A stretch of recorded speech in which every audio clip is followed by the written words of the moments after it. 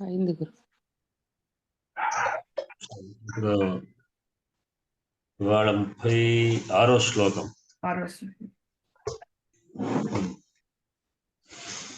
వనాంతశయ్యా కఠినీకృతాకృతి కచాచితౌ విశ్వగివాగజౌ గజౌ కథం త్వమేతౌ ధృతి సంయమౌ యమౌ విలోకయన్నుత్సహసేన బాధితుం.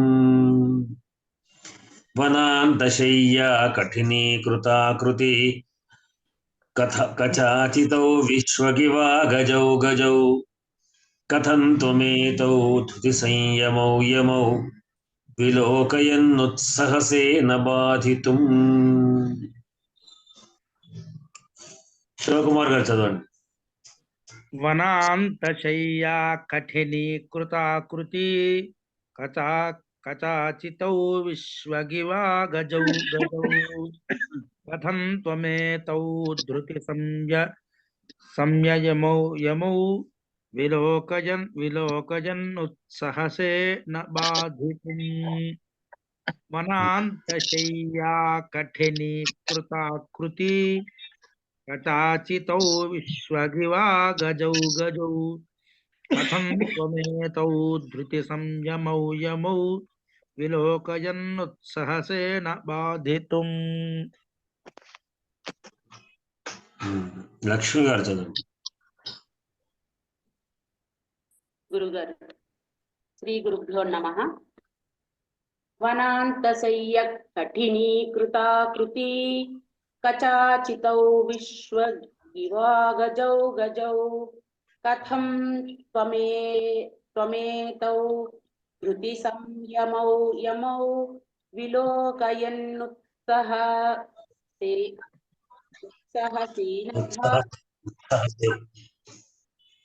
ఉత్సహసేన బాధితుం. ఉత్సహసే యన్నుత్సహసేన బాధితుం.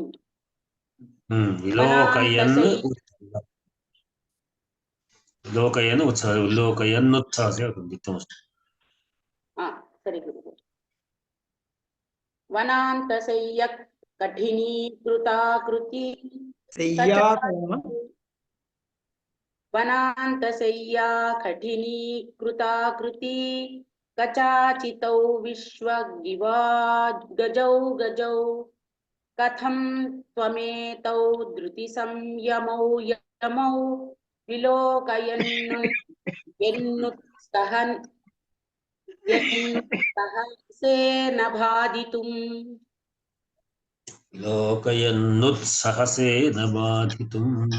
విలోకయన్నుత్సహసేన బాధితుం.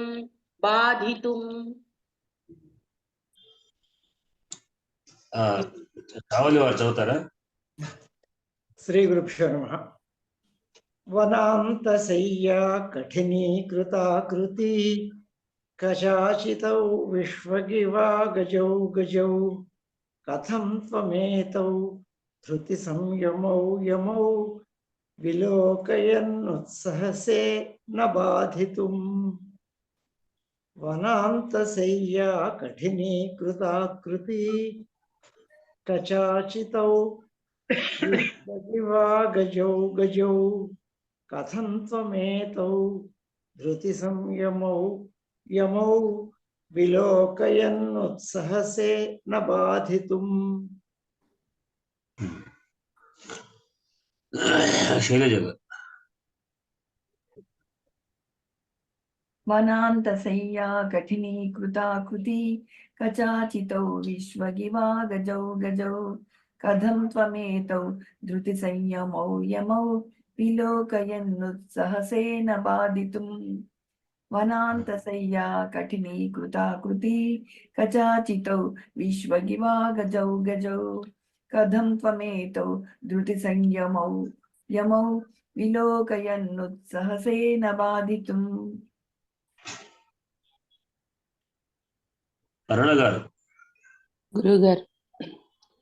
వనాంతశయ్యా కఠినీకృతాకృతి కచాచితౌ విశ్వగివా గజౌ గజౌ కథం త్వమేతౌ ధృతి సంయమౌ యమౌ विलोकयन्नुत्सहसे न बाधितुम् वनान्तशय्या कठिनीकृताकृती कचाचितौ विश्वगिवा गजौ गजौ कथं त्वमेतौ धृतिसंयमौ यमौ विलोकयन्नुत्सहसे न बाधितुम् మొదటి భాగం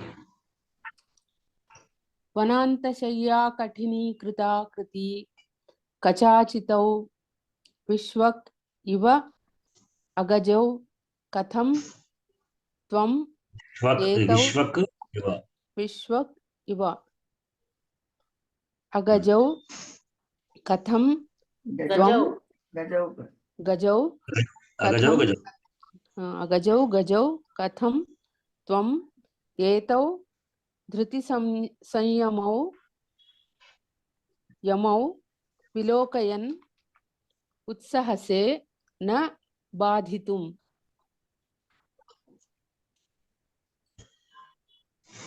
అజయ్ గారు वनान्तशय्या कठिनीकृताकृति कचाचितौ विश्वगिवा गजौ गजौ कथं त्वमेतौ धृतिसंयमौ यमौ विलोकयन्नुत्सहसे न बाधितुम् वनान्तशय्या कठिनीकृताकृति कचाचितौ विश्वगिवा गजौ गजौ कथं त्वमेतौ धृतिसंयमौ यमौ विलोकयन्नुत्सहसे न बाधितुम् విభక్తులు చెప్పండి చెప్పంటారా విభక్తులు చెప్తున్నా చెప్పండి చెప్పండి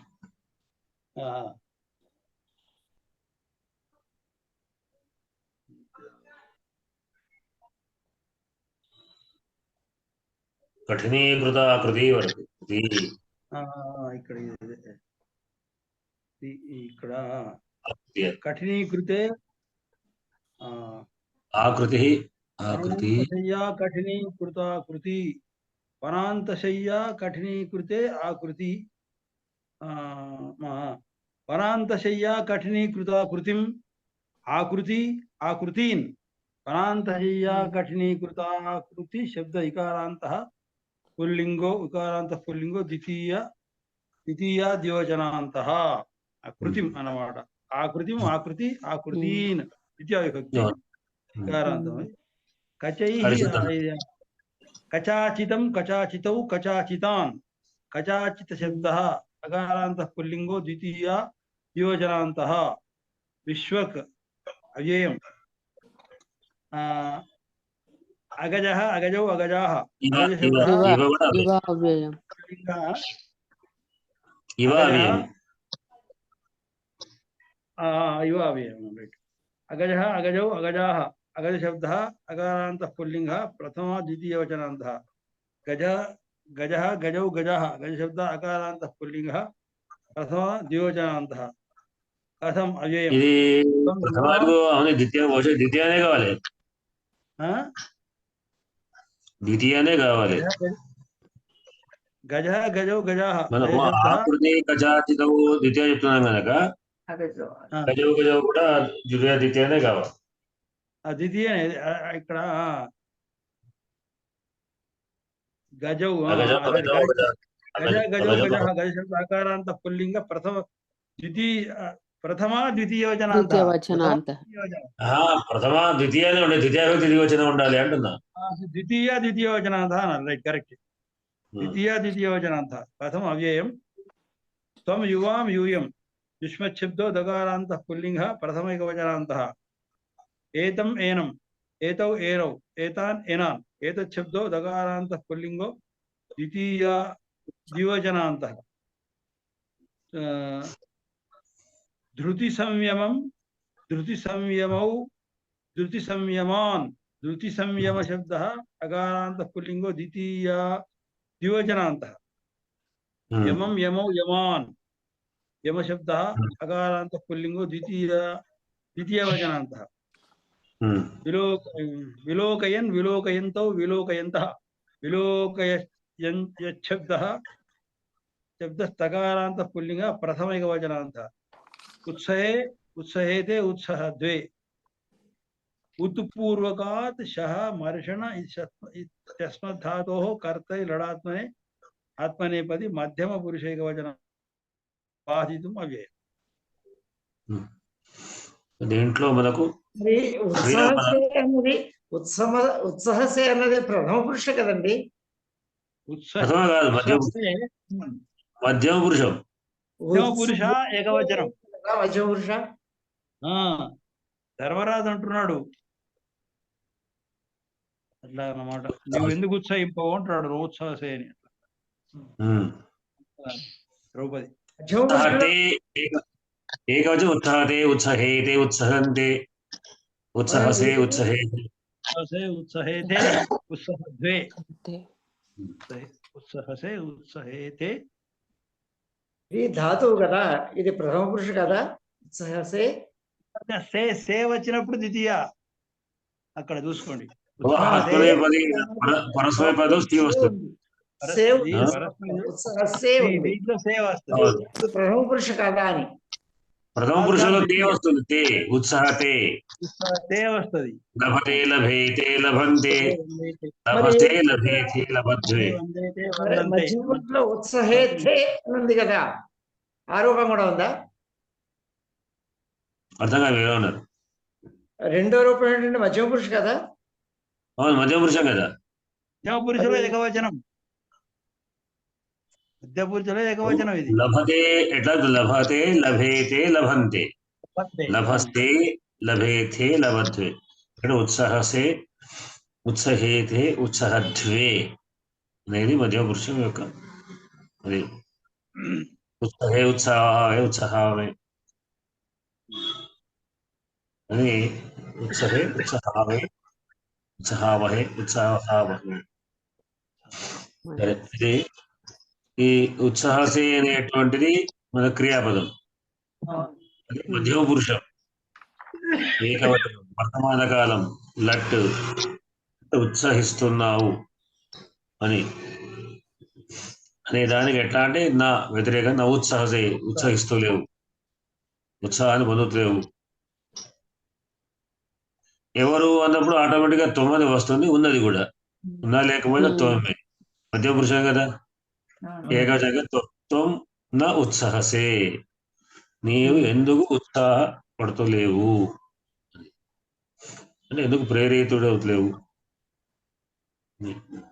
దేని కొరకు అంటే బాధిత్వం, బాధించుటకు ఉత్సాహపడతావు. ఉత్సాహపరచుడు లేదు అనే దానికి మాత్రం కర్మ లేదు, కానీ బాధితుకు మాత్రం కర్మ వస్తుంది. బాధించడం దేనిని అనే వస్తుంది. దేనిని బాధించుటకు అంటే దేని ద్వితీయ విభక్తి. అయితే ఇక్కడ వెంబడి బాధితం దేన్ని ధృతి సంయమవు, ధృతిని ధైర్యాన్ని నియమించడం,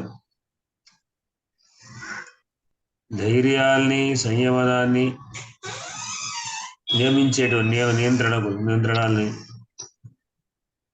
నియంత్రించడం. అంటే వీటిని నువ్వు ఎందుకు ఉత్సాహపడతలేవు అని.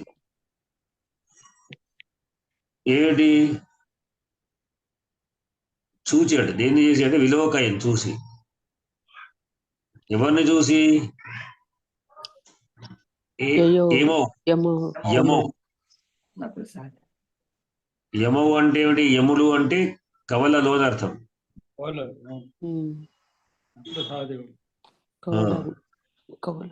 యమో అంటే కవలలు, కవల పిల్లలైనటువంటి వాడు. ఏతో వీరిద్దరు, ఈ ఇద్దరు కవల పిల్లలు ఇప్పుడు ఎక్కడ ఎవరున్నారు? ఏతో అనేది బట్టి అంటే నకుల సహదేవులు అని అర్థం. ఏతౌ యమౌ విలోకయన్, వీరిని చూసి విలోకయన్ కథం నా ఉత్సాహ బాధితం సంయమో బాధితం. అంటే సంతోషాన్ని లేకూడదు, వీటిని మాత్రం అంటే బాధించుకోండి లోపల. తమ నియమాల్ని ఆపేసి, నియమం పెట్టుకున్నావు కదా, ఎక్కడ ధైర్యంగా కూర్చున్నావు కదా, వాటి ముందు పక్కకు పెట్టు. నీకు మనసు బాధ కలగడం లేదా అని అంటున్నాయి. కథం ఎందుకు నా బాధసే,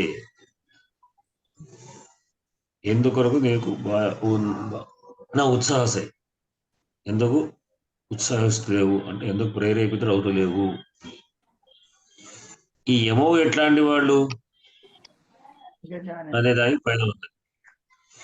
వాళ్ళు ఎట్లాంటి వారు? గజానన కఠినీకృతాకృతి. వాళ్ళెట్లా వనాంత శయ్య కఠినీకృతాకృతి. కచాచితో కచాచితం వనాంత శయ్య, వనాంతముందు అంటే వనాంతం అంటే వన మధ్యలో శయ్య. ఆ శయ్య ఎట్లాంటిది? కఠినమైనటువంటి శయ్య ఏందో అంటే నేల పైన, వన మధ్యలో శయ్యమైన కఠినమైనటువంటి భూమి మీద కఠినంగా అంటే నిద్ర క్షయ చేత కఠినముగా కఠినీకృతములు. కఠినీకృతం అంటే కఠినముగా చేయబడినటువంటి, కఠినంగా లేనివాడు కఠినంగా చేయబడ్డారు. ఆల్రెడీ కఠినంగా ఉంటే కాదు, అంటే ఇదివరకు కఠినంగా ఉన్నవాడు కాదు. శరీరం చాలా సుకుమారులైనటువంటి వాళ్ళు ఈ వనాంత శయ్యము చేత, వన మధ్యలో నిద్రించడం చేత, రాళ్ల మీద రపల మీద వాటి నిద్రించడం చేత, అంటే ఎంతో బ్రహ్మాండంగా చక్కనైనటువంటి శయ్య మీద రాజభవనంలో చక్కగా నిద్రించి ఉండేటువంటి వాళ్ళు ఇవాళ ఈ వనాంత శయ్యం చేత కఠినీకృతంగా చేయబడింది. కఠినకృతంగా చేయబడింది అంటే అంటే బాగా శరీరం అంతా కూడా కఠినంగా మారిపోయి అటువంటి ఆకృతి కలవాళ్ళు, కఠినీకృతమైనటువంటి ఆకృతి, ఆకారం కలిగినటువంటి వాళ్ళు, శరీరం అంతా మొత్తం కఠినంగా మారిన ఆకృతి కలిగినటువంటి వాళ్ళు ఎట్లాంటి వాళ్ళు అంటే కచాచితం, శరీరం అంతా కూడా మొత్తం అంతా కూడా కేశపాశాలన్నీ విరిగిపోయినాయి. వెంట్రుకలు, గడ్డాలు, మీసాలు, శరీరం అంతా కూడా దుమ్ము కొడుకునే శరీరంతోనే ఉన్నారు అనమాట. కేశ సంస్కారం లేకుండా ఉన్నటువంటి వాళ్ళు ఎట్లా ఉన్నారు? ఇవ అని ఒక పదం ఉంది. ఇవ అంటే వలె. ఏం వలె? గజౌ ఇవ, గజములను వలె. అంటే ఇక్కడ మనకు ఏవైతే ఉపమేయాలు ఏ లింగంలో ఉపమాన కూడా దాదాపు అదే విధంగా కనుక ద్వితీయ అనుకుంటుంది అట్లా. ఎందుకంటే వాళ్ళు ఏమో ఇద్దరు కూడా అటువంటి వాళ్ళను అన్నప్పుడు గజౌ ఇవ, గజాల వలె 2 ఏనుగుల్లాగా ఉన్నారట. ఈ ఏనుగులు ఎట్లాంటివి? అగజౌ. అగజౌ అంటే అగజ, అగ అంటే పర్వతం,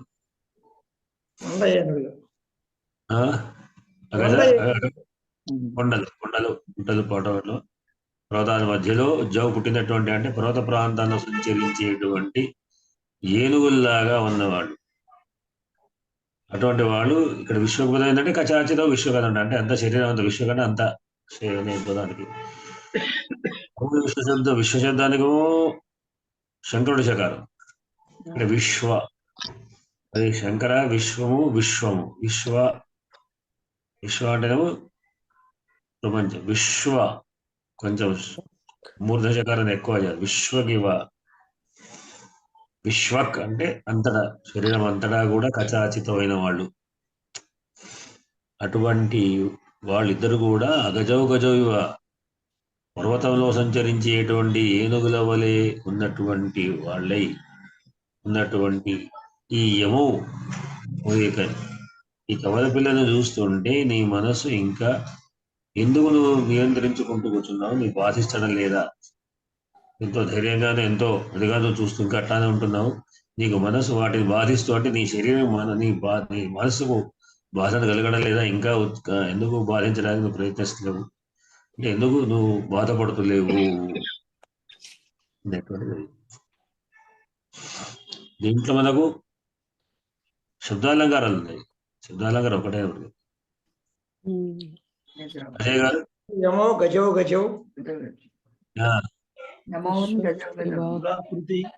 ఆకృతి కూడా వరకు చెప్పుకోవచ్చు. గజౌ యమో అనేటువంటి ఇవన్నీ కూడా శేకాన్పురాస అలంకారం అవుతుంది. అంటే ఒకేలాగా ఉన్నటువంటి 2 పదాలు కనబడినప్పటికీ కూడా విభిన్న అర్థాల్లో వచ్చినప్పుడు శేకాన్పురాస అలంకారం. కమలాక్షు నర్చించు కరములు కరములు. అది అది కాదు, లాటానుప్రాసం. అది కాదండి. ఒకటే కదా, కరానికి రెండు అర్థాలు ఒకటే. ఒకే ఒకటే కదా. అర్థం ఇచ్చినప్పుడు లాటానుప్రాసం. అది ఉమ్. లాటం. పదానికి అర్థం వేరే అయినప్పుడు ఏకాంతం. అట్లా.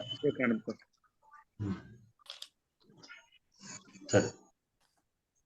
వనాంతశయ్యా కఠినీకృతాకృతి కచాచితౌ విశ్వగివా గజౌ గజౌ కథం త్వమేతౌ ధృతి సంయమౌ యమౌ విలోకయన్నుత్సహసేన బాధితుం. దీంట్లో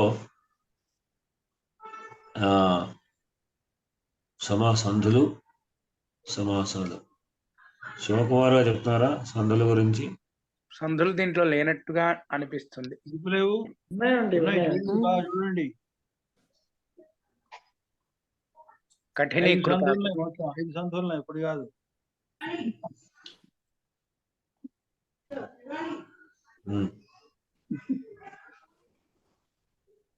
వన అంత అనా ప్లేస్ అంత సవర్ణం. కృత ఆకృతి అంతే, సవర్ణ దీర్ఘ సంధి. అది కూడా కృత ప్లస్ ఆకృతి, కృతాకృతి. చూడండి. విశ్వగివా గజౌ కచ ఆచితౌ సవర్ణ దీర్ఘం. ఆచితో కచాచితో అది సవర్ణ దీర్ఘమే. అంటే సవర్ణ దీర్ఘాలు. విశ్వగివా గజౌ. విశ్వక్ ప్లస్ ఇవ. విశ్వక్ ప్లస్ ఇవా గజౌ. ఇవ అగజం.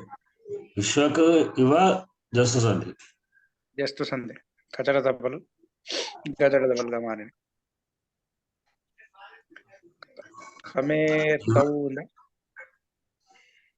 ఇవ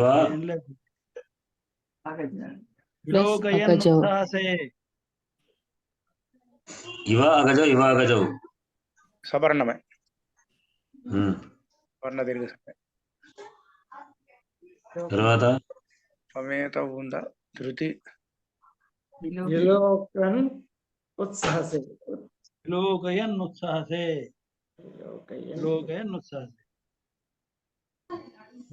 దీన్ని నముడాగమం అంటారు. అంతే.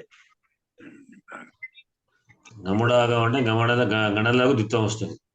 అది సంస్కృతంలో ఉన్న దాన్ని మంచిగా తెలుగులోకి వాడుకుంటున్నారు మంచిగా. అదే తెలుగులో వాడుతున్నారు. ఏమంటే పదాలు కూడా అవే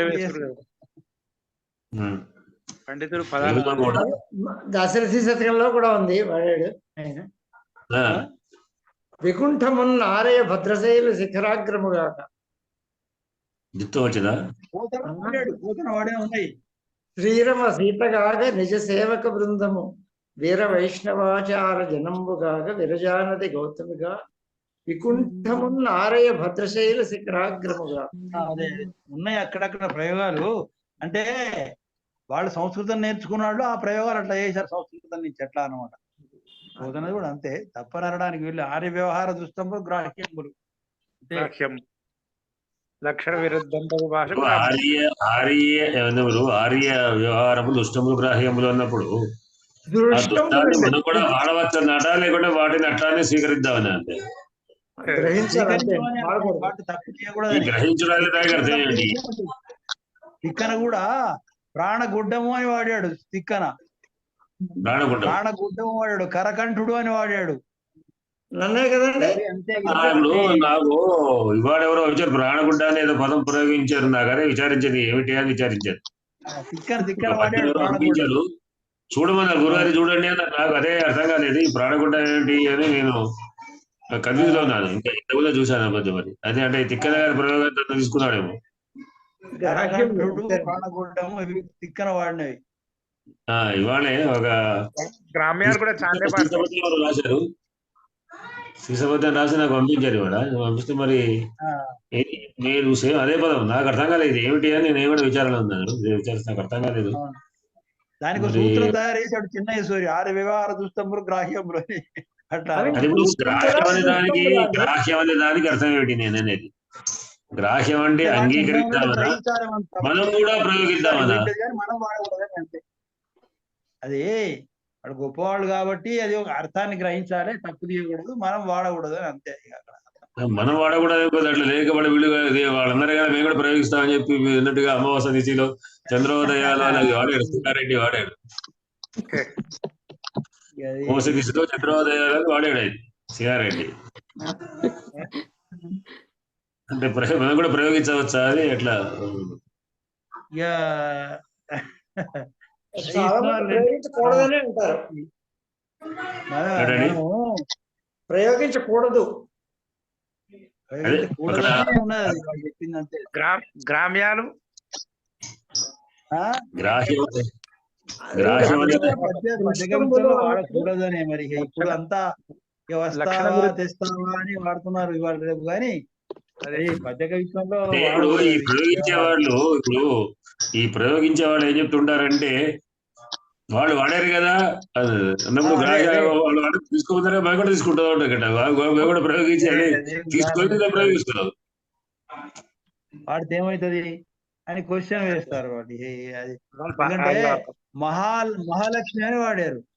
మహాలక్ష్మి హాను హ్రస్వం చేయకూడదా అంటే వాడతారు కదా అంటున్నారు. ఏం చెప్తా వాళ్ళకి?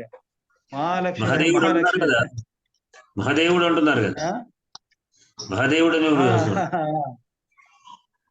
అవునవును. అదే సరే. అంటే మహాశబ్దం కూడా హ్రస్వవంతంగా ఉన్నట్టుంది. మహత్ మహత్ మూడాల మహాశబ్దం ఉన్నది, మహస్ శబ్దం ఉన్నది, మహత్ శబ్దం ఉంది, మహా ఉంది, మహా ఉంది. ఇట్లా 4 రకాలుగా ఉంది ప్రయోగాలు అవి. అది హ్రస్వాంతం కూడా ఉన్నట్టుంది మహాశబ్దం. అంటే అట్లా కనబడి మరి మళ్ళీ దాన్ని చూడాల్సి ఉన్నాయి కానీ నాకు మహాశబ్దం హ్రస్వాంతంగా కనబడింది. మరి అది అట్లా కూడా వాడవచ్చు మరి, చూడాలి. మహస్సు అన్నప్పుడు మహస్సు రూపంలో అయినప్పుడు హ్రస్వంగా వాడవచ్చు. మహసే నమః అని శబ్దం. మహత్ శబ్దం మహతే, మహాంతం అని. సరే.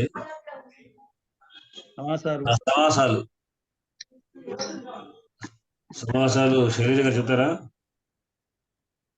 చెప్తాను. కొన్ని బాగా ఏంటి తెలియట్లేదు మరి చెప్తాను. మీరు మొదలు పెట్టండి, అవే తెలుస్తాయి. వనాంతశయ్య కఠినీకృతాకృతి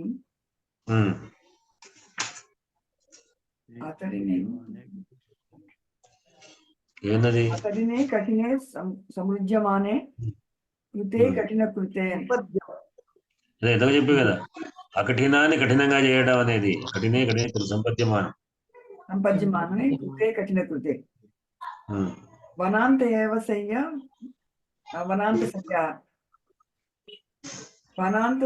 కఠిన కృతే కఠినీకృతే.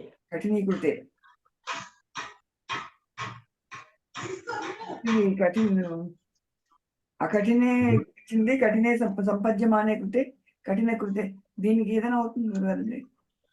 కఠినంగా చేయబడిన అనే అర్థంలో ఇది కర్మధార సమాసం అన్నట్టు. కఠిన సంపద్యమానే అనే అర్థంలో మనం సమాసాలు ఉన్నాయి. అది సంపద్యమానే అది కర్మధారమే.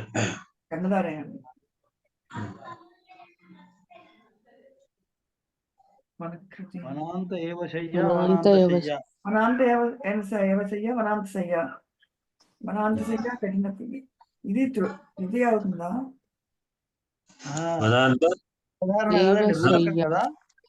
వనాంత ఏం చెప్పారు? సాధారణ కదా, రూపకం కదా, రూపక సమాసం కదా. అంతే.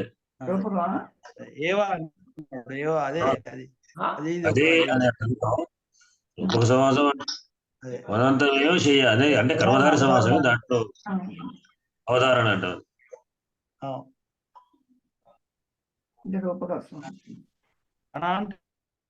మళ్ళీ వనాంతశయ్య కఠినీకృతే కఠినీకృతే.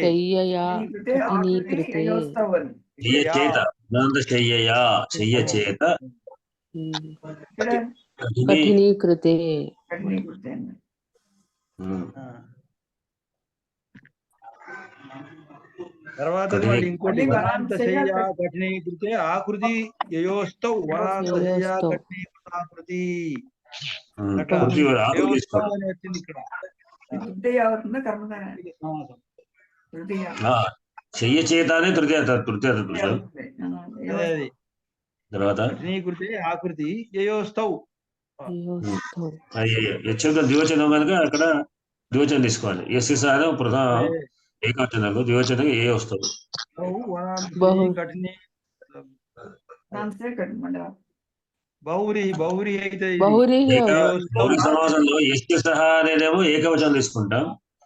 ఏయోస్తౌ ద్వివచనంలో యయోసహ ఏషా అని అంటే ద్వివచనం బహువచనం. కాబట్టి యయోహో. అట్లా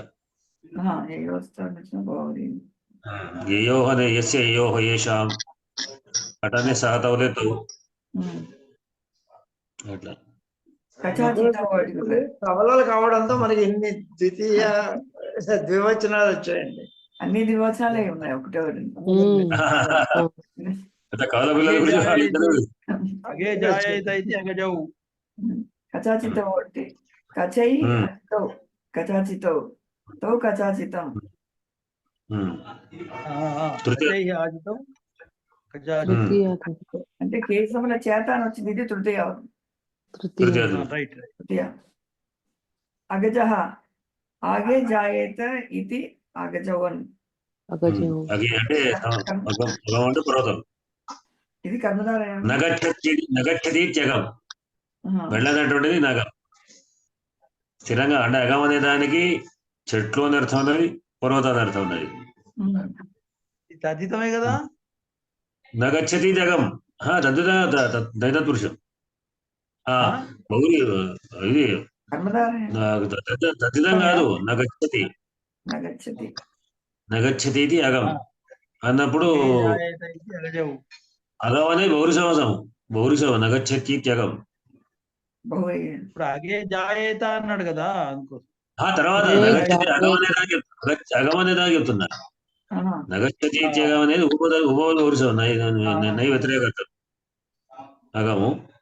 అగే అప్పుడు పర్వతం నందు లేదా అగేలే ఒక పర్వతం అనొచ్చు లేదా అగే అంటే ఒకే పర్వతం అగే ఇద్దరే కదా. అగే జాయతేది ఇది అగజవ అని అగజం. ఇద్దరు కాబట్టి జాయేత ఇది అగజౌ ఉపపదం ఇదే ఉపోధి పురుష సమాసమే. మొత్తం ద్వితీయ సంయమం అగజ అంటే పుట్టినటువంటి వారు ఎవరు వారు.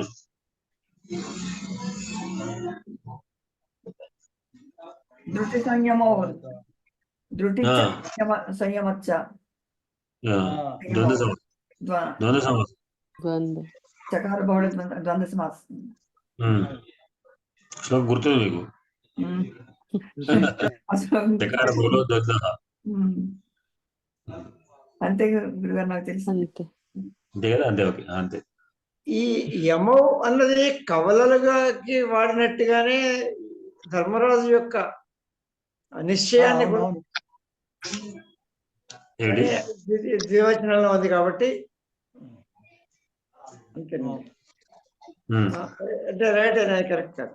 సరే యమో అమరకోశ విశ్వకోశ చెబుతాడు. యమో దండధరే ధ్వాంక్షే సంయమే యమజేపి చ. యముడు దండధారి, ధ్వాంక్షము సంయమము, యమజం అంటే వీళ్ళిద్దరు పుట్టినటువంటి అనే అర్థంలో తీసుకోవచ్చు అనే ఒకటి ఉంది. అమరకోశం ఒకటి ఉంది.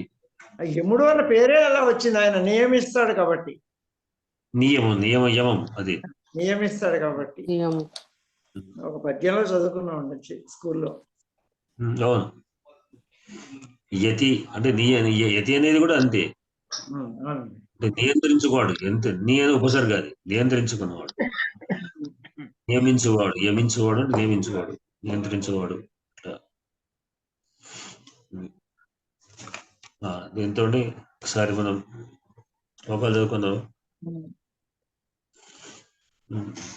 చదవండి. శైలజ గారు చదవండి. అలాగే వనాంతశయ్యా కఠినీకృతాకృతి కచాచితౌ విశ్వగివా గజౌ గజౌ కథం త్వమేతౌ ధృతి సంయమౌ యమౌ విలోకయన్నుత్సహసేన బాధితుం వనాంతశయ్యా కఠినీకృతాకృతి కచాచితౌ విశ్వగివా గజౌ గజౌ కథం త్వమేతౌ ధృతి సంయమౌ యమౌ విలోకయన్నుత్సాహసేన బాధితుం. మీరు చదువు చదవండి. వనాంతశయ్యా కఠినీకృతాకృతి కచాచితౌ విశ్వగివా గజౌ గజౌ కథం త్వమేతౌ ధృతి సంయమౌ యమౌ విలోకయన్నుత్సాహసే న బాధితుం. అరుణ గారు.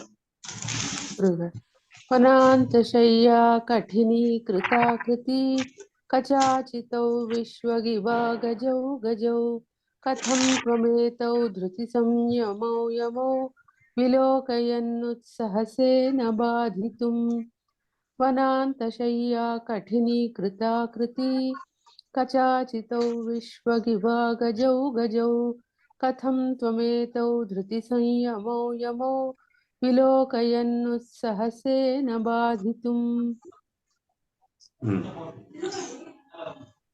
లక్ష్మి గారు. వనాంతశయ్య కఠినీకృతాకృతి కచాచితౌ విశ్వగివా గజౌ గజౌ కథం త్వమేతౌ ధృతి సంయమౌ యమౌ విలోకయన్నుత్సాహసేన బాధితుం. వనాంతశయ్య కఠినీకృతాకృతి కచాచితౌ విశ్వగివా గజౌ గజౌ కథం త్వమేతౌ ధృతి సంయమౌ యమౌ విలోకయన్నుత్సాహసేన బాధితుం. రాజయ్య గారు.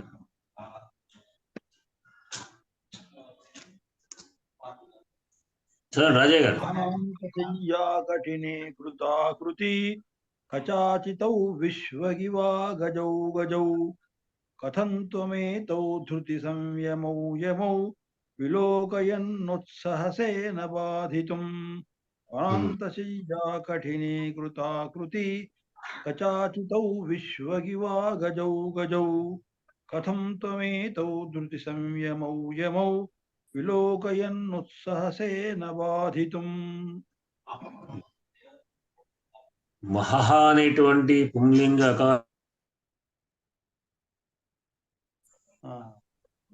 మహః ఉత్సవ. మహః అంటే ఉత్సవ. మహతే పూజ్యతి తేజ అని అకారాంత శబ్దం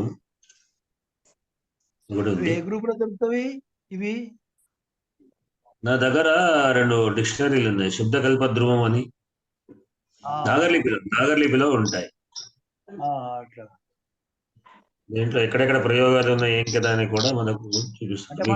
గూగుల్లో తీసుకోవచ్చా శబ్దకల్ప ధ్రువం? దాంట్లో మీరు గూగుల్లో తీసుకోవచ్చు. శబ్దకల్ప ధ్రువం ఒకటి, తర్వాత ఇంకొకటి 2 ఉన్నాయి. అంటే 2 చాలా ఉన్నాయి, నేను తీసుకున్న 2 దాంట్లో. ఇంకోటి ఏమో ఇది వాచస్పత్యం అని ఒకటి ఉంది. మాకు కాలేజీలో వాచస్పత్యమే కావచ్చు, చాలా పెద్ద గ్రంథాలు ఉండేవి. దాదాపుగా ఇంత పెద్ద గ్రంథం సూర్యాంధ్రుడు కూడా పెద్ద వెడల్పుతో ఉండే, ఇంకా చాలా పెద్ద ఇంత వెడల్పుతో ఉంటుండే.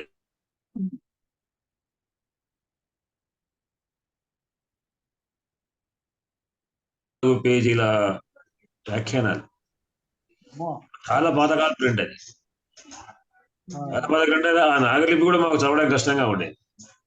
అక్షరాలు కొన్ని మార్పులు ఉన్నాయి. ఇప్పుడు మన ప్రింట్ లో ఉన్న విధంగా కాకుండా అప్పుడు ఉండేటువంటి జాలు కానీ అవి కానీ కొన్ని తేడా ఉంటుండే.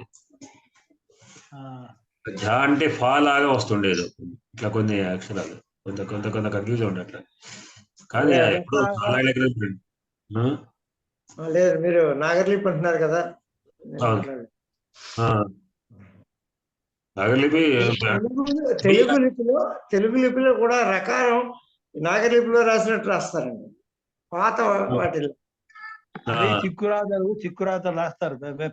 పటేల్ పటవారి రాసే రాత అర్కాన్ రాయాలనుకోండి, కా రాసే పైన కొమ్మిస్తారు తెలుగులో కూడా. కాపే పైన పూర్వకాలం భాషలో ఇట్లా ఉండే రా కాదు, ఆ కా ఎట్లా ఉండే అంటే మన 3 లాగా ఉండి పైన జటా ఉంది. ఆ 3 లాగా ఇచ్చేస్తారు. ఇప్పుడు ఇంకా అర్థము అంటే పాత ఇట్లా 3 లాగా ఉంటుంది కా. అవునవును. ఇట్లా ఎస్లా కాదు, ఎస్లా కాకుండా 3 తెలుగులో మనం ఇంగ్లీష్ లో 3 రాస్తాం కదా, 3 తలకట్టు పెడతారు, జట. అయితే అంటే ఆ అది భేదం ఇట్లా కూడా జట వస్తుండే పైన. ఆ భేదం లేదనుకుంటున్నానండి. 2 రకరకాలుగానే రాస్తారు కా. అదొకటి. తర్వాత ఇంకోటి రేఫ్ ధర్మపురి రాస్తే మన ఇప్పుడు నాగలి మా ధ మా రాసి పైన తర్వాత ఒక క్రావడే వస్తుంది. 9 రాస్తారు. రాసేవారు పూర్వకాలం. కన్నడలో ఇప్పటికీ ఉన్నది, తెలుగులో మనం దాదాపు దాన్ని విడిచిపెట్టాం. రాసి ఆ తర్వాత రాసి 9 రాస్తారు. అంటే రా సౌండ్, రేపు సౌండ్ అన్నమాట. అంటే అది ఆ వెనక దాన్ని ముందుకు మనం మర్చుకోవాలి, అక్షరం తర్వాత రాస్తారు. శర్మ అంటే శమ రాసి పైన 9 రాస్తారు. అది కూడా 9 కాదు, అది 2 3 గుర్తు వస్తుండే. 9 కాబట్టి నువ్వు అంటే ఇట్లా అదే సేమ్ నువ్వు కూడా వస్తుండే వెనకారం. నువ్వు రాసేటప్పుడు కూడా కొంచెం ఒక్కొక్క ఉంటుండే. రావడికేమో 2 మాత్రమే. అంటే ఇట్లా 9 అంటే 3 ఆపోజిట్ గీత గుంజడం పొడుగుగా ఉంటుంది. నువ్వు అంటే 3 తర్వాత ఇంకొకటి కూడా వచ్చేది, అంటే మధ్యలో 3 ముళ్ళు వస్తుంది, ఇట్లా ఇట్లా ఇట్లా అనేది మనకి వస్తుంది. నకారం అంటే శర్మన్ నువ్వు అన్నకు, నువ్వు అన్నప్పుడు నకారం పోలు కాకుండా ఇట్లా ఇట్లా అంటుంటారు. పాతకాల అక్షరాలు చదవడం కష్టంగా ఉండే. మా తాత రాస్తుంటే నాకు లెటర్లు బాగా ప్రాక్టీస్ చేసుకున్నాను, లెటర్లు ఎట్లా చదవడం అని. వాళ్ళ వాత చిక్కుటతో టగటగా పోతుండే, అందరికీ వచ్చి కాదు. ఇప్పటికీ ఆ పాత లెటర్ చూస్తే ఇప్పుడు కొంచెం కష్టపడాల్సి వస్తుంది. మీ తాడు ఎవరు చదివారు అది అట్లా అలవాటు పడ్డాం మనం ఈ కాల పాటు. అందుకోసం దాన్ని ఇప్పుడు పటేల్ పట్వాళ్ళు చిక్కురాతలు రాస్తారైతే అది అర్థమే కాదు.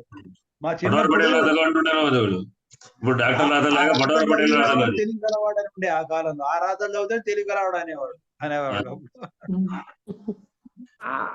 మా పెదనాన్నగారు ఉత్తరం రాస్తారండి. ఆయన వయస్కుడు, అది చదవగలిగినాడు. పొరుగులో ఉండేవారండి. ఆ ఉత్తరం పట్టుకుని అక్కడ వెళ్ళేవారు మా నాన్న. రాతలు రాసేవారు తక్కువ మంది ఉండేవాడు. ఇంకా అతి ప్రాచీన కాలంలో పుస్తకాలు రాయడానికి కొరకు అది ఏంటంటే రాసేవాళ్ళు వేరే, రాసేవాళ్ళు వాళ్ళు ఏంటంటే తాటిపత్ర తీసుకొచ్చి వాళ్ళతో రాయించేవాళ్ళు. రాతలు అందుకే వచ్చేవి కాదు, అది చదివేవాళ్ళు చదివేవాళ్ళు కేవలం వినడమే. అందుకొరకు కావ్యాన్ని శ్రవణం అన్నారు, కావ్యాన్ని వినడమే. అనేటువంటి వాళ్ళు నాటకం చూసేవాళ్ళు దర్శకులు, ప్రేక్షకులు. వీళ్ళకేమో అది చదివేవాళ్ళు అని అర్థం, చదవడం వినేవాళ్ళు అని అర్థం. అందరికీ చదవడానికి అందరికి వచ్చేవాళ్ళు చాలా తక్కువ మంది మాత్రమే రాసేవాళ్ళు. అట్లా అయితే బాగా పండితులైన వాళ్ళు మాత్రమే రాసేవాళ్ళు. పండితులు కాకపోతే అది తప్పులు రాసేవాళ్ళు. వాడు తప్పు రాసి వీళ్ళు ఎవరు సవరించేవాడు ఉండరు మళ్ళీ, అది కూడా కదా. అట్లా ఉంటుండే. పొరపాటు వాడే తప్పులు రాసేవాడు తప్పు రాస్తే కదా అది అట్లానే పాఠాంతరాలు పడిపోయి అట్లానే ఉంటుండే. అయితే ఇప్పుడు మీరు ఈ అందుకనేనండి హిందీలో పడే లిఖే అంటారు చదువుకున్న వాడు చెప్పడానికి. ఇదే ఇప్పుడు మీరు ఇది శబ్దకల్పద్రుమాన్ని లేదా వాసిస్పేట నాగర్లిపి ఉన్నటువంటి పుస్తకాలు మీరు రౌండ్ చేసుకొని మీకు అర్థం కాకపోతే దాన్ని ఒకటి చేయవచ్చు. దాన్ని తీసి ఆ కాపీ తీసి పేస్ట్ చేసుకున్నాము, దాంట్లో స్క్రిప్ట్ చేస్తే మన తెలుగులో మళ్ళీ మనం చదువుకోవచ్చు. దాని మనకు తెలుస్తుంది కన్ఫ్యూజ్ కాకుండా. అట్లా అంటే మాకు నాగలిపి చాలా ప్రాక్టీసు. నేను ఏదైనా తెలుగులో వ్యాసాలు రాసే టైంలో కూడా ఈ పదాల విషయంలో కూడా దీంట్లో బాగా మన సబ్జెక్ట్ బాగా జరుగుతుంది. మంచి శబ్దకల్పద్రం అవి కూడా స్పష్టంగా ఒక విషయం మీద వాడు వ్యాసం రాసే చాలా కొటేషన్స్ ఇస్తాడు. పురాణాలు అక్కడ ఇక్కడ అన్ని కొటేషన్స్, అవన్నీ కొటేషన్ నాకు అవసరం ఉంటాయి. వాటన్నిటి కాపీ తీసి అక్కడ పెట్టుకుని మన తెలుగు స్క్రిప్ట్ మార్చుకొని నాకు అవసరం చోట నేను పేస్ట్ చేసుకునేవాడిని. దాని తగ్గట్టుగా నేను చేసుకునేవాడిని. అంటే ఎంతమంది కొట్టాల్సిన అవసరం లేకుండా ఆటోమేటిక్గా మనం వచ్చేస్తాయి. ఎందుకంటే అట్లా శబ్దకల్పగా తర్వాత ఇంకోటి ఏంటంటే చాలా విషయాలు తెలుస్తాయి. అంటే ఎన్ని పదాలు ఉన్నాయి, స్పష్టంగా అయిపోవాలంటే కూడా అమరకోశం సరిపోదు. మనకు సూర్యాంధ్ర రేఖంటూ కూడా ఉంది, అవి కూడా మనకి సరిపోయాము పదాలకు, వెతికే పదాలు కూడా దాదాపు ఏమన్నా ఫైనల్ అయితే మన సూర్యాంధ్ర రేఖంటువే ఇంకా, అంటే మనకు హైయెస్ట్ గా దొరికేటువంటిది ఇది. అయితే అవేమో మనకు మాన్యువల్ గా ఉంటాయి. ఇదేమో ఇంకా ఈ దీంట్లో ఏంటంటే ఇది కూడా అంత గొప్పగా మొత్తానికి మనకు అన్ని ఒక ప్రయోగాలు ఎక్కడెక్కడ ఉన్నాయని బాగా చూపిస్తారు. ఒక విషయం మీద ఒక వ్యాసం లాగానే ఉంటుంది, శృతి అనేది తీసుకున్నా ఉంటుంది. అంటే ఎన్ని రకాల పదాలు ఏమిటి, ఇంకా ఎక్కడెక్కడ ఎట్లా వాడే ఎట్లా చేశారు అనేటువంటి దాన్ని ఉంటుంది మంచిగా, పురాణాలు అవన్నీ కూడా ఉంటుంది. సరే, ఇది రాస్తే రాజా గారు డౌన్లోడ్ చేసుకోవచ్చు. శబ్దకల్పద్రోహం ఒకటి, శబ్దకల్పద్రోహం, తర్వాత వాచస్. నేను ఆంధ్ర వాచస్పత్యం చూసా స్టేట్ లైబ్రరీలో. బావిళ్ళ నిఘంటువు, ఆంధ్ర వాచస్పత్యము, ఇవన్నీ కూడా మనకు నేను లింగ పురాణం అనువాదం చేశాను. నేను హనుమాన్ శర్మ ఇతరంగా చేశాము. దాదాపు చాలా అది అదే జ్ఞాపకం లేదు పెద్దగా. అయితే ఆ సమయంలో దాంట్లో కావాల్సిన పదాలకి నాకు అర్థాలు దొరకడం చాలా కష్టపడ్డాను. ఈ దగ్గంలో లేవి శబ్దరత్నాకరం కానీ శబ్దవి కానీ ఇవేవి దాంట్లో దొరకలేని పదాలు దాంట్లో ఉన్నాయి. అట్లానే నాకు విశ్వకోశం, అమరకోశం చాలా. అయితే సూర్యాంధ్ర రేఖలో దొరికేది. దాన్ని బట్టి నేను అప్పుడు ఇవేవి నాకు సెల్లులు గిల్లుగా కంప్యూటర్ గా ఏమీ లేని సమయంలో మాన్యువల్ గా రాసాడు ఒక 20 ఏళ్ళ క్రితం. అప్పుడు చాలా కష్టపడాల్సింది. నేను అనువాదం చేయడానికి ఒక్కొక్కసారి రాయకుండా పక్క పెట్టేవాడికి, చివరికి విసుగు అనిపించి కొద్ది రోజుల దాకా రాయకపోతే అట్లా 10 ఏళ్ళు గడిచింది మీరు రాయడం పుస్తకం ప్రింట్ చేయడానికి. కనుక ఇప్పుడు మనకు సూర్యాంధ్ర రేఖ మంచిది. అదే ఎందుకంటే అదృష్టంగా సూర్యాంధ్ర రేఖ తీసుకున్నాను. ఎందుకు లక్కీగా సూర్యాంధ్ర రేఖ తీసుకోవడం గమ్మత్ ఏంటంటే, మా కాలేజీకి అక్కడ నేను ఇక్కడ రవీంద్ర భారత్ లో వెళ్ళినప్పుడు అక్కడ దాంట్లో కళాభారత ఏదో దాంట్లో పుస్తకాలు కనబడితే వాళ్ళు ఏమంటే వాళ్ళు అప్పుడు 4 మాత్రమే, 8 భాగాలు 4 భాగాలు మాత్రమే ఉండి, ఆ 4 భాగాలు మాత్రం ఇప్పుడు తీసుకెళ్ళండి, తర్వాత 4 భాగాలు వస్తాయని. 4 భాగాలు అప్పుడు 15 రూపాయలకు ఒక భాగం. నేనైతే పుస్తకాలు కానీ మొత్తం 60 రూపాయలు ఇస్తే ఇచ్చాడు. ఇంకొక 60 రూపాయలు కూడా వాళ్ళకి ఏం చెప్పండి, మరి రెండో భాగం నాకు కావాలి అంటే తీసుకోండి, నాకు డబ్బు రాసి పెట్టి నేను తర్వాత మీకు వచ్చిన తీసుకొని పక్క పెడతా అన్నాడు. వెతికి పెట్టారు. అది తీసుకొని పక్క పని చేసి ఆ పైసలు తిండి వాడు ట్రాలా పెట్టుకున్నాడు. నేను మళ్ళీ 6 నెలలు ఏడాదిగా పోయినాను. అప్పుడు కూడా తీసుకొని సరే డబ్బు ఇక్కడే ఉందని తీసి ఇచ్చాడు. అయితే ఈ 4 భాగాలు కూడా కాలేజీ కొరకు తీసుకోకపోతే నేను లైబ్రరీని మెయింటైన్ చేసేవాడిని. మా ప్రిన్సిపల్ ఏమన్నా అంటే, నువ్వు డబ్బు ఇప్పుడు అవసరం లేదు, మా కాలేజ్ డబ్బులు లేదు అన్నాడు. అది కూడా చాలా కష్టపడాల్సి వచ్చింది. ఎందుకంటే ఇంత పెద్ద అది నేను దాని కొరకు ప్రత్యేకంగా ఆటో గేటో వేసుకొని పోవాల్సి వచ్చింది. అది కూడా నేను మళ్ళీ ధర్మపురికి వెళ్ళే బస్ స్టాండ్కి వెళ్ళేటప్పుడు హైదరాబాద్ లాగే తీసుకొని అక్కడి నుంచి అటు వెళ్ళాను. నా తో కూడా కాదు అది, ఎందుకంటే అంత బరువు నేను ఇంటికి తీసుకువెళ్ళాలి, మళ్ళీ అక్కడ తీసుకువెళ్ళాలి కనుక వాళ్ళకి ఉండని చెప్పి ఆ వెళ్ళేటప్పుడు తీసుకొని అక్కడి నుంచి అక్కడ వెళ్ళి తీసుకున్నాను.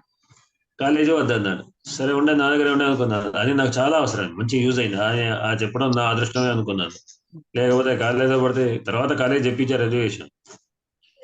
ఆ తర్వాత ఈ 4 తర్వాత మళ్ళీ తర్వాత అక్షరాలు 8 భాగాలు తీసుకున్నారు. ఇప్పుడు ఆ తర్వాత అదే 6 భాగాలు చేశారు తర్వాత రీప్రింట్ లో.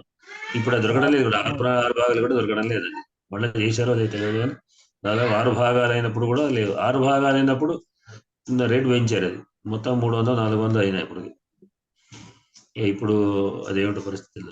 కానీ మంచి శ్రీరాంధ్ర చాలా బాగున్నటువంటిది. దాని మీద శ్రీహరి గారు కూడా, రవా శ్రీహరి గారు కూడా దాంట్లో లేని పదాలకి మళ్ళీ ఆయన వేరే సెపరేట్ ఒక భాగం రాశాడు. అంటే సూర్యాంధ్ర ఘట్టంలో దొరకనటువంటి పదాలు అని, అది కూడా ఒక కాకపోతే అది నాకు లేదు ప్రస్తుతం. ఇది కూడా బాగానే ఉంటుంది. అంటే మనకు పుస్తకాలు అంటేనే ముందుకు నడుస్తుంది. కరెక్ట్ విపరీతమైన అర్థాలు చాలా పద ప్రయోగాలు చదవడానికి. సరే, అందరికీ కూడా శుభరాత్రి. స్వస్తి ప్రజాభి పరిపాలయంతాం న్యాయేన మార్గేణ మహీమహేష గోబ్రాహ్మణేభ్యః శుభమస్తు. లోకాః సమస్తాః సుఖినో భవంతు. నేను క్లాసుకు రాకపోవచ్చు. 8 లోపల వస్తే అటెండ్ అవుతా. 8 దాటితే అవధానానికి పోతున్నా కదా. 8 దాటితే 9 అయితే అటెండ్ కాకపోవచ్చు బహుశా. ఎట్లా ఉంటది? రేపు అందరికి రిపబ్లిక్ డే సందర్భంగా శుభాకాంక్షలు. గురుగారు అందరికి శుభాకాంక్షలు గురుగారు. సరే సరే శుభరాత్రి. నేను చేస్తున్నాను.